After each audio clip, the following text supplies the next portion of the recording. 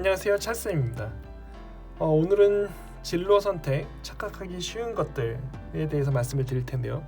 제가 예전에 학부형들하고 상담하면서 있었던 여러 가지 에피소드를 좀 이렇게 간추려 봤어요. 그래서 잘못 생각하고 있는 것들이 있다. 학생들도 마찬가지고 학부형들도 마찬가지인 것 같은데 잘못 생각하고 계신 게 있어요. 그래서 그걸 좀 말씀드리려고 그래요. 예전에 무슨 일이 있었냐면 어떤 A 학원이 있었고요,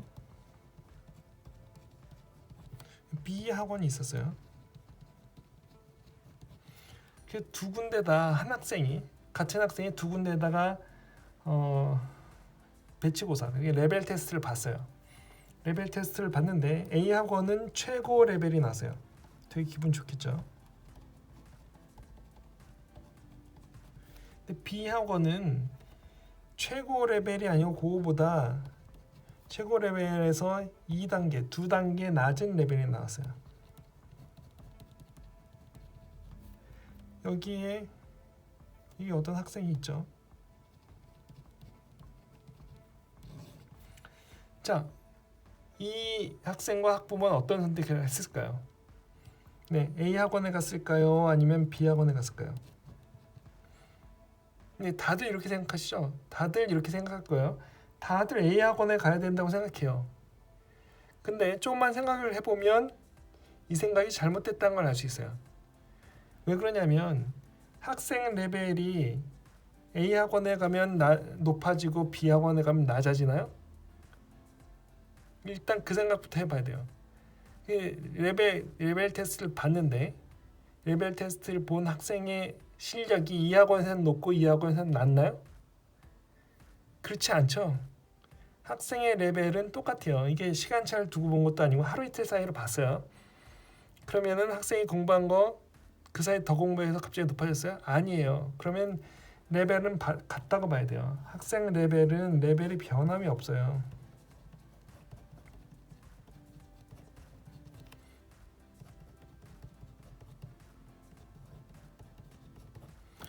그러면 무슨 얘기냐면 A 학원은 들어가면 최고 레벨이기 때문에 앞으로 더 갈 레벨이 없어요. 그럼 까놓고 얘기해서 뭐예요?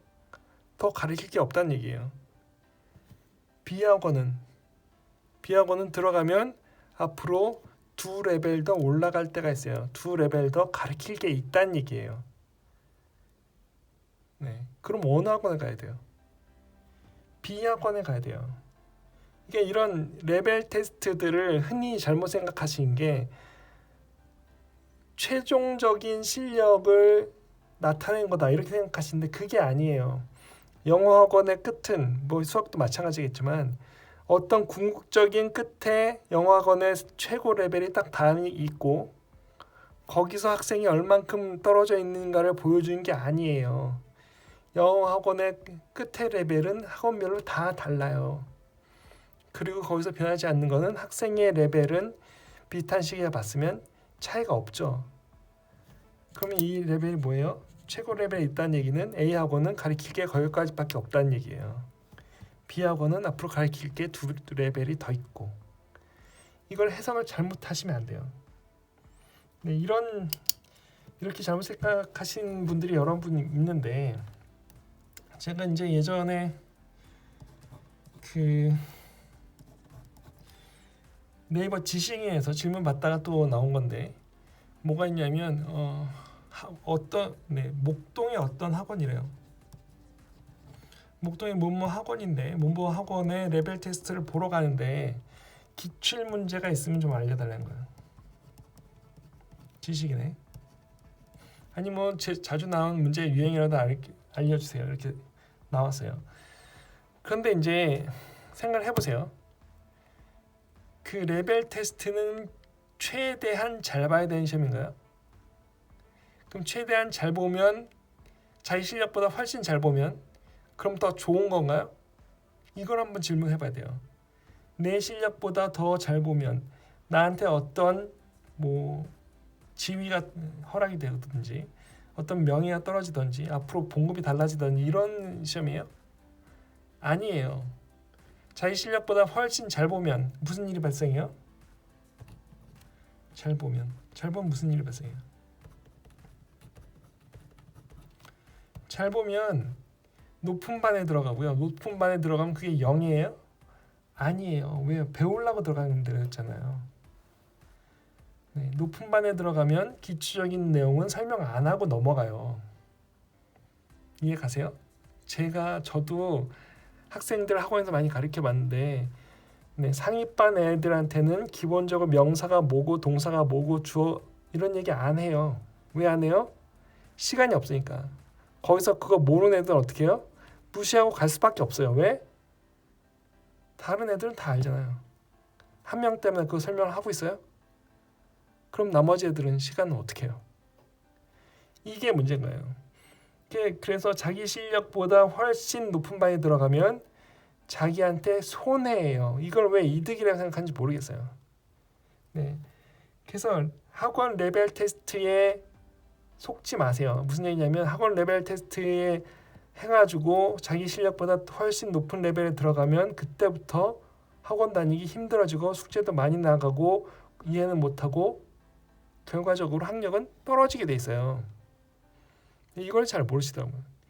그래서 절대 학원 갈 때 레벨 테스트에 연연하지 말자는 거예요. 낮은 레벨이 나와도 그런가 보다 하고 다니세요. 네, 자기 실력과 치고 네, 자기 실력보다 좀 낮은 데 들어가도 별 문제는 없어요. 네, 중요하고요. 그 다음에 이제 제가 또 상담을 하다가 요즘 이제 특목고 잘 보내는 학원들이 되게 유명하죠. 네, 유명한 학원들이 있었어요. 요즘은 어떤지 모르겠는데 또 코로나 시절이라서 네. 그래서 어떤 학생인데 초등학교 5학년 학생인데 특목고 잘 보내는 중등 학원이겠죠. 네. 특목고 학원에 가고 싶어요. 특목고를 미리미리 대비하고 싶은 거죠. 그런데 문제는 뭐냐면 레벨 테스트를 봐서 떨어졌어요.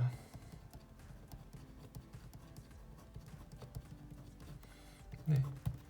떨어졌어요. 그거 어떻게 했어요? 이 어머니가 과외를 붙였어요. 레벨 테스트에 붙기 위해서. 그러면서 어떻게 해요? 딴 그 레벨 테스트에 붙는 걸 이렇게 제일 중요하다고 생각해서 다른 학원 다 끊고 이제 네, 제가 가르치던 영어도 끊고 수학도 끊고 다 끊고 이것만 했어요. 그 다음에 붙었어요. 다음에 또 떨어졌어요. 세 번째 가서 겨우 붙었어요. 근데 잘 생각해 보세요. 중학교에서 고등학교 갈 때 특목고 가기 위한 학원에 들어가면 다 특목고에 붙나요? 아니에요. 네? 그 중에 대부분이 못 붙어요. 50% 이상 붙는 학원 별로 없어요. 그러면 그 학원에 턱걸이에서 들어가면 특목고 갈 수 있어요? 못 갈 가능성이 훨씬 커요. 그러면 어떻게 해요? 또 똑같은 문제가 또 발생해요. 여기 아까 위에서 얘기한 거. 네? 어려운 레벨에 억지로 들어가서 공부하기 힘들고 숙제 많이 나오고 이해하기 힘들죠. 그래서 결과가 안 좋아요. 똑같은 문제가 앞에 있는 똑같은 문제가 또 발생할 거예요. 네, 그러니까 과외까지 받아가면서 학원 레벨 테스트에 통과해야 될까요? 아니에요. 아닙니다. 절대 그렇게 생각하시면 안 돼요. 일단 학원 레벨 테스트에 통과 못했으면 가능성이 없다고 보셔야 돼요. 그리고 딴 길을 생각하셔야 돼요. 특목고 말고 딴 길. 딴 길 일반고에서도 공부 잘하면 대학 갈 수 있어요. 그래서 이제 또 말씀드리려 하는 게 이제 외고나 과학고에 대한 문제예요.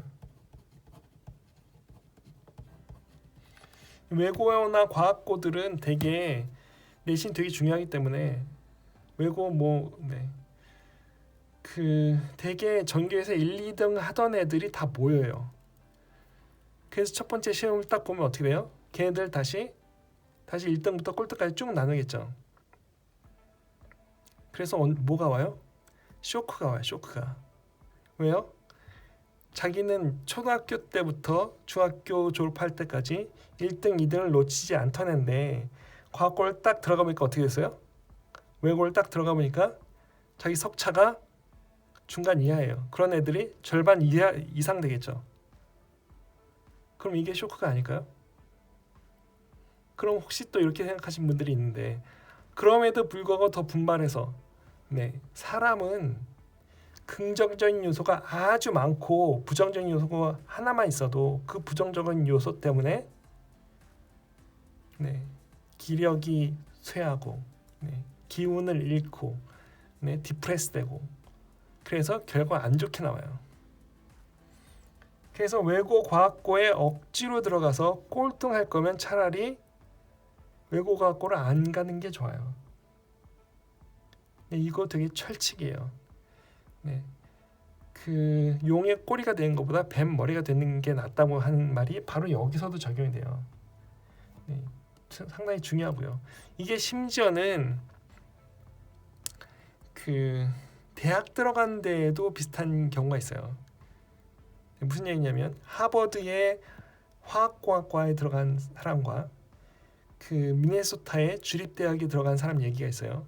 네, 하버드와 미네소타 주립대학은 차이가 엄청나요. 하버드의 꼴찌가 미네소타 주립대학의 1등보다 훨씬 공부를 잘해요. 당연하겠죠. 근데 어떻게 됐냐면 하버드 꼴찌는 낙심해서, 꼴찌를 했던 거에 낙심해서 포기했어요. 공부를.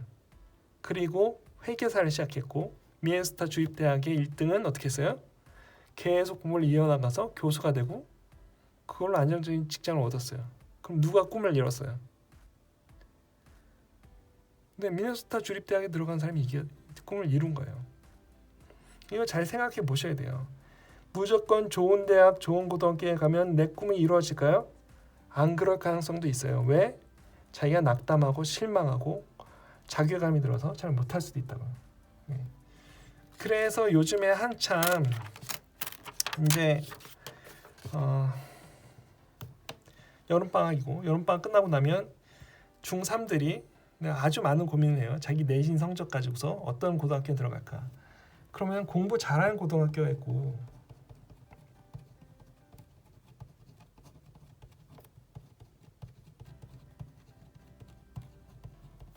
공부 못하는 고등학교에 있어요.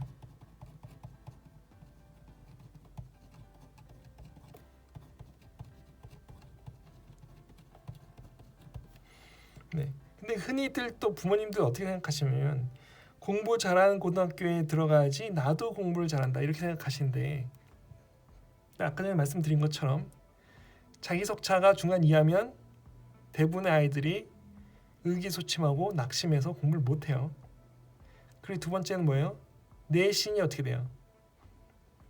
내신이 낮게 나오죠. 내신이 안 좋게 나와요.